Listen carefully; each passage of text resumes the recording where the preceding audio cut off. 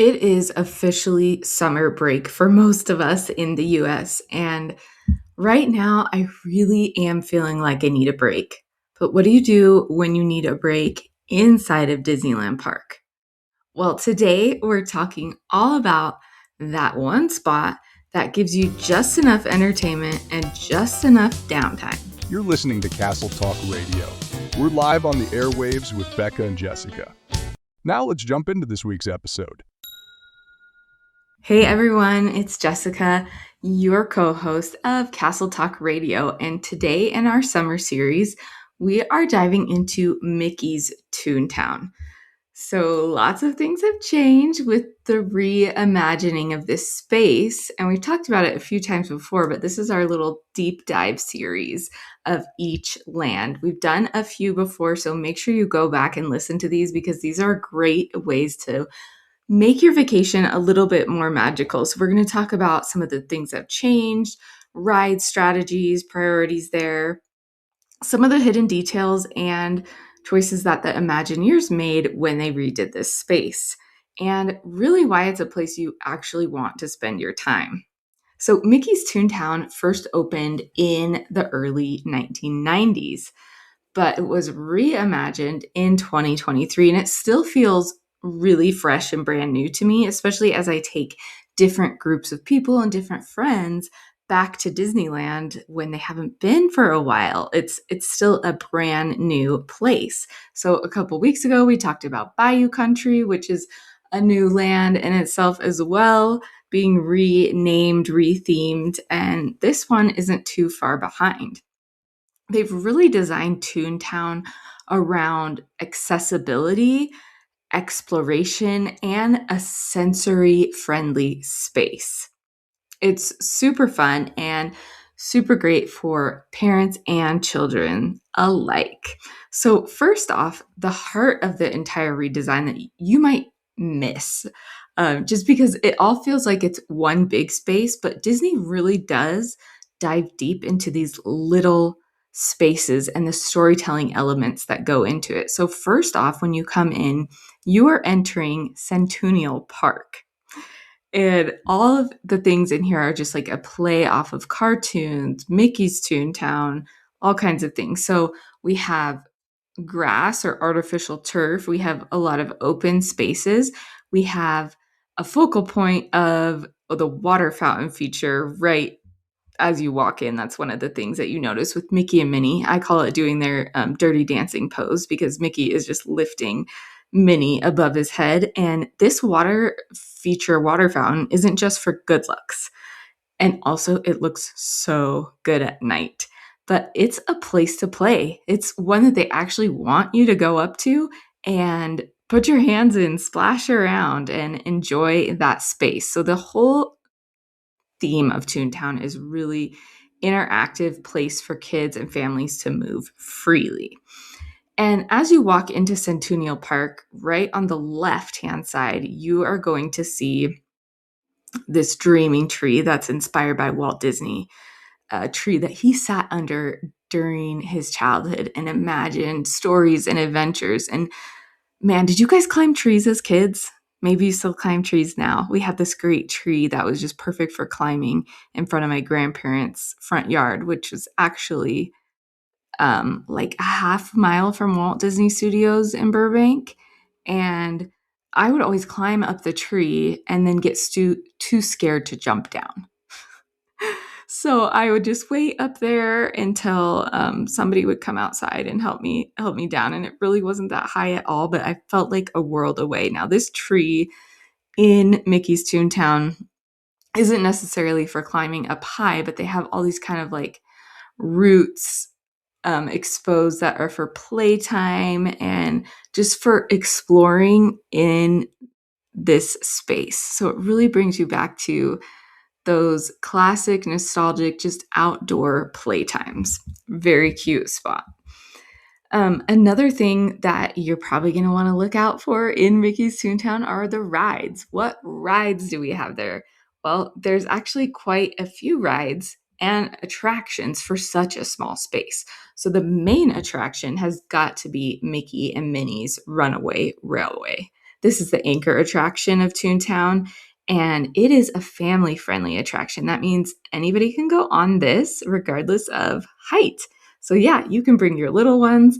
Of course, there are some elements that are a little bit loud, so be aware of that. It's a good one to bring those headphones on if you have anyone that's sensitive to sound. But it is just so adorable. It has a really cool immersive experience. So first off, you're going into El Capitan, which is a play off of the El Capitan Theater on Hollywood Boulevard, right there in Hollywood, that Disney owns. And you go through the red carpet. So look down, look up, look to the sides, look all around, and you're going to be seeing different movie posters as you walk through this queue. And the queue is full of fun, interactive things. And even if you have Lightning Lane for this, you'll get to walk past most of these things in the queue. So a really cool ride.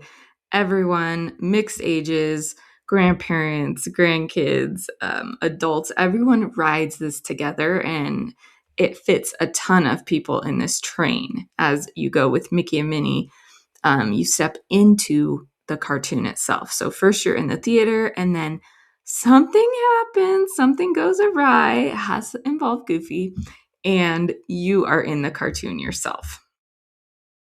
We also have Roger Rabbit's Cartoon Spin, and that is just next to Mickey and Minnie's Runaway Railway. So this is basically like a classic Toontown attraction. It's been there before the redesign, and it's still there.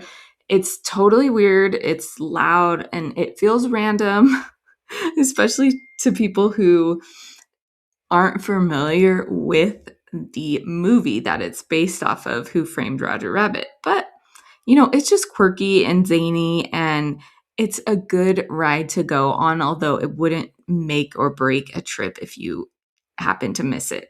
The line can be deceivingly long. The queue just twists and turns in there. So I do recommend having a Lightning Lane for that attraction if you're going on it. The other one is Chippendale's Gadget Coaster, and that's tucked in the back of Toontown. And this is the perfect first roller coaster because often kids can ride it as young as 2, depending on how tall they are. So this one does have a height requirement, and you're going to sit 2 by 2. It's a really, really quick, fast roller coaster ride, but it doesn't seat a ton of people, so the line can get really long. If you do want to try this and see what your kid thinks about roller coasters, this is a great one. And I'd say ride that before 10 a.m.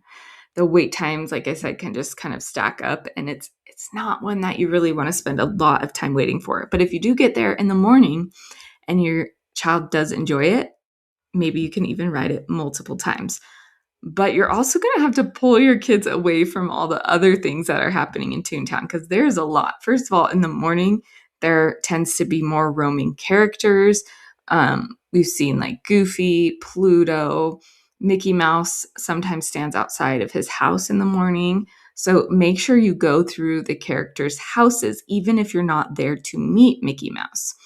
So they have Mickey's house and Minnie's house. They're just so adorable walk-through experiences. The queue is a part of the attraction. Like that is what you're there for. And then at the end of the Mickey one, you can line up to meet Mickey Mouse. But there's also an exit right before that. So if you're not interested in waiting through that part to meet Mickey, you can skip that and head over to the exit there.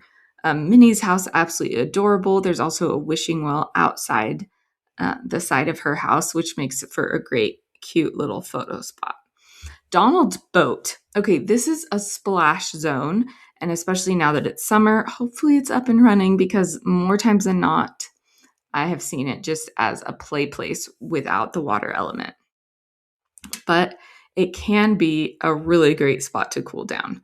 They also have Goofy's How to Play Yard, and I think this is the main play space that kind of catches your eye. There's rainbow colored slides. There's Goofy's house that has all kinds of antics going on inside and outside. And it's just a really cute place for kids to have that unstructured free play. It is really great for kids who need a break, who need just that free play time. And then also you can find some dining places in there, more like quick service and a few shaded spots to sit. You've got popcorn carts, one of my favorites. You've got frozen slushy drinks back there. You've got Daisy's Cafe with those pizza flop overs. So basically, like a little pizza kind of calzone thing. Um, some really great iced coffees and different fruits and just drinks to get you through the day. Also, past Mickey's house, there's this little cove. A lot of people show that online as a place to relax and unwind, and it is still one of the best places. Like, that is a place that we have literally taken naps in. And there's the fake grass through this little cove/cave. And just as you think you've come to the end of Toontown, like, keep going and you'll find that. It also has a really good background music loop that's a little more um, a little more calm to where you could actually kind of fall asleep back there. Now, Toontown isn't just for little kids. It is really for everyone. And I think it creates this beautiful space full of free play and spontaneity. It is also a beautiful place to get some photos, especially if you are going in the morning when there's less people there. You get on that little roller coaster with your kids, take some photos, maybe meet some characters. It really is an excellent place to spend a morning and afternoon or even evening when the lights come on there. It's so beautiful. So this is one that I would consider starting my day in, especially with little kids. Maybe do one day you start in Fantasyland and one day you start in Toontown, which you can do with multi-day tickets, especially this summer as kids rule summer. And we have some amazing ticket deals throughout the summer for kids to visit. So be sure to visit our partners getawaytoday.com/castletalk. Toontown, is it a hit or miss for you now that it's been redone? Let us know in the comments. Let us know as you rate and review Castle Talk Radio. And next time, we'll have Becca coming on with another deep dive into one of Disneyland Park's iconic lands.